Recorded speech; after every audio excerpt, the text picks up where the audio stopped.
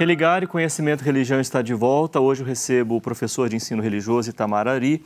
Ele é mestre em Ciências da Religião pela PUC Minas. E a nossa conversa é sobre a Sociedade São Vicente de Paulo, que foi objeto de pesquisa do professor Ari. Ari, você falou no primeiro bloco que, inclusive, o que te levou a pesquisar sobre a Sociedade São Vicente de Paulo foi a sua percepção de que alguma coisa errada estava acontecendo, as pessoas estavam se distanciando, a Sociedade São Vicente de Paulo parecia já, assim, esvaziada, né? Pessoas e toda a movimentação.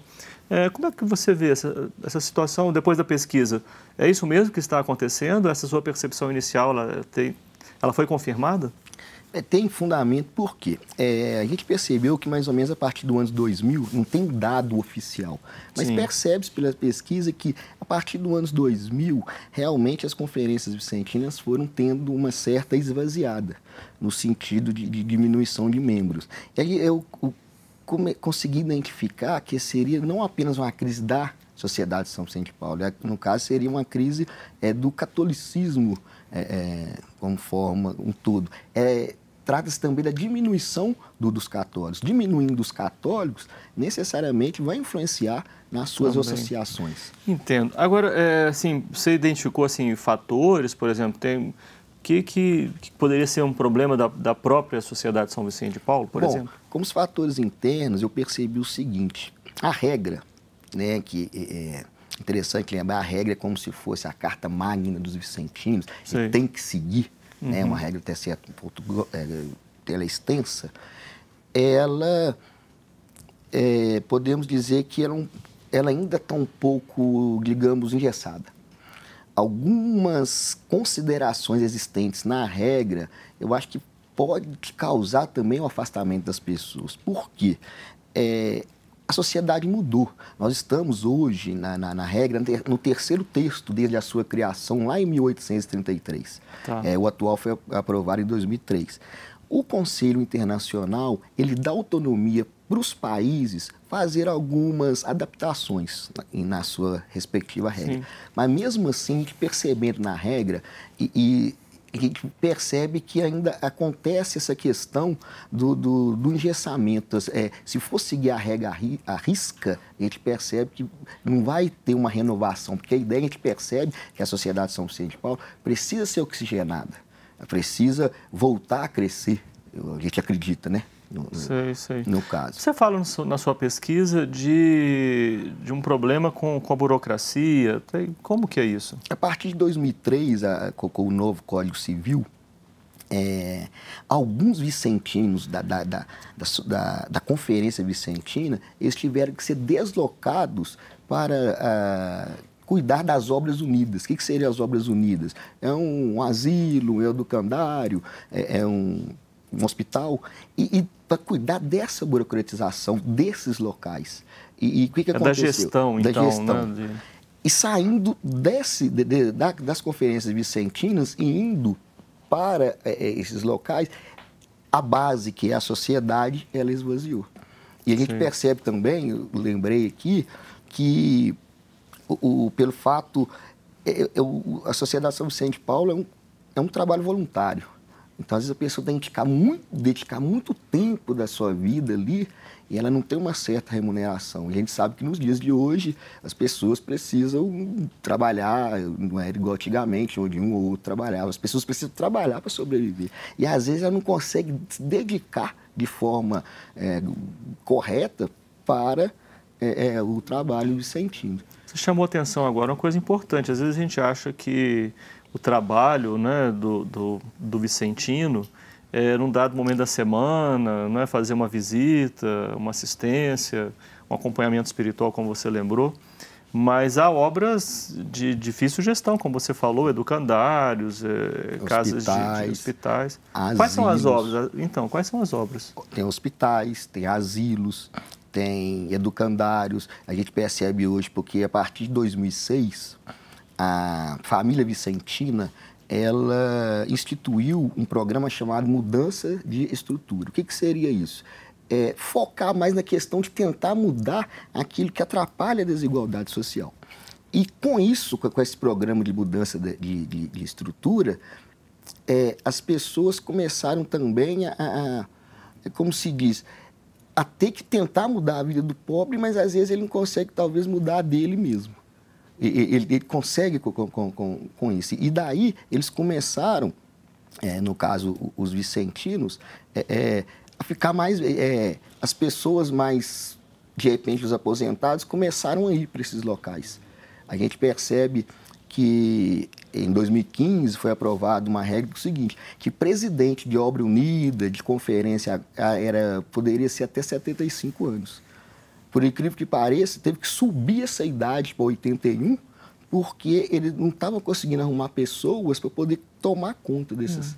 Então é uma crise de renovação dos quadros, né? Isso. Você comentou ainda há pouco, estou retomando um pouco da sua própria apresentação aqui, que isso tem um pouco a ver com uma crise do próprio catolicismo. Sim. Não é? Da perda, diminuição do número de fiéis, no caso brasileiro, né?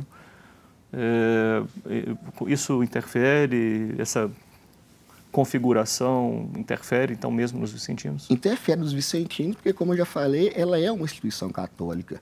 E outra coisa também que interfere, a gente percebe, os jovens, no caso, eles não estão tendo uma religião, eles não estão conseguindo identificar com uma certa religião. E não identificando com uma certa religião, ele não vai se identificar necessariamente com uma instituição, no caso, religiosa. Essa é uma pesquisa, agora há pouco, que diz o seguinte, que o povo brasileiro ele quer ajudar. Mas talvez ele quer ajudar, mas não quer ser submetido a uma série de regras, de obrigações que podem interferir no seu andamento da vida pessoal. Sim, sim. O próprio cenário da pluralidade religiosa, né? O fato da Sociedade de São Vicente de Paulo estar vinculado a uma instituição religiosa, você acha que pode haver um conflito? Pessoas de outras tradições religiosas, outras igrejas cristãs, elas não se sentem envolvidas com esse tipo de projeto por causa da identidade católica, assim, bem demarcada? É porque quando a sociedade surgiu no Brasil, ela era uma das poucas. Mas com o passar dos anos, a gente percebe que várias outras entidades religiosas também, de outras denominações religiosas, começaram a trabalhar também, né, nessa questão da caridade. Hoje, às vezes, de vez em quando eu vou assim, debaixo do viaduto, aqui em Belo Horizonte, fica mais ou menos perto da rodoviária, a gente encontra com várias denominações religiosas. E, inclusive, até outras denominações que não são religiosas. A pessoa está ali fazendo a caridade, mas não necessariamente é ligada a um espaço religioso. Sim, sim. Você falando assim, me lembro do trabalho dos espíritas, né? Que já nunca fui, de fato, conferir a informação, mas nós já podemos conversar sobre isso uma ocasião aqui na PUC Minas, né? De como que os espíritas também eles se inspiraram se basearam nas práticas vicentinas. Na prática vicentina. Eu, enfim, falo aqui com toda assim, reserva por não conferir a informação. Depois algum pesquisador ou pessoa ligada à comunidade espírita puder confirmar isso, essa relação histórica, né, que há entre o modelo da prática de caridade dos vicentinos e os espíritas, a gente pode até fazer um outro programa sobre esse tema. É porque quando aconteceu a pluralidade religiosa, o que acontece? Quando as religiões colocaram um bloco na rua, como se diz assim, elas começaram a pegar algumas coisas da burocracia de outras instituições. Sendo assim, uma às vezes aprende algo com a outra, essa troca, né? Essa demanda, essa troca, essa ajuda de uma com a outra. Não existe nenhum fórum entre essas instituições, que reúna essas instituições? Não, tem a da família vicentina, todo mundo que é ligado ao carisma vicentino, mas ligado entre outras denominações ainda não, embora haja o diálogo interreligioso, sim, né? Sim. Uma conversa de uma entidade com a outra, mas não tem algo oficial ainda. Sim. Tendo pesquisado, tendo estudado o tema e até tendo uma vinculação pessoal, qual que é a sua perspectiva em relação ao futuro da Sociedade de São Vicente de Paulo no país? Bom, eu acredito que ela precisa se renovar. E a renovação passa por novas táticas, novas tendências, uma maior flexibilidade da regra, que eu acho que ela ainda puxa bastante, e também tentar trazer os jovens para as conferências vicentinas, porque é através dos jovens que ela vai se renovar, ela vai crescer novamente. Não sei se ela vai voltar a ser o que era antes, mas ela vai continuar, porque afinal de contas hoje ela já tem quase 200 anos, tem que ser uma instituição que deve ser respeitada. Né? Quase 200 anos, não é qualquer instituição. E ainda e nem tão profissional assim ela é. A gente vê que eu acho que ela conseguiu ir na base do amor, da luta, principalmente por causa das conferências vicentinas. Muita dedicação, né, de homens e mulheres nesse trabalho. Quem está ali na base, que pega ali o boi pelo chifre mesmo, e que resistiu, trabalha muito. E tenta, e as pessoas estão tentando, a gente percebe pelos encontros, que as pessoas estão querendo fazer.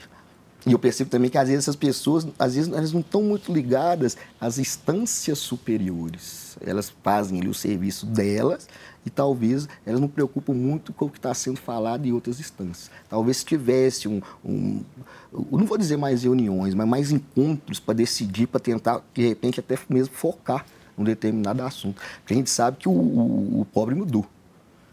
Não que o de antigamente não existisse, não continua existindo, né? Mas o pobre mudou. A gente tem a questão dos refugiados, moradores de rua. De repente a pessoa não precisa de algo material, mas ela está com uma depressão. E se a pessoa quer seguir o carisma de São Vicente de Paulo, no caso da sociedade, ela tem que começar a aprender a trabalhar com essa nova demanda de pobreza, principalmente aqui no nosso país.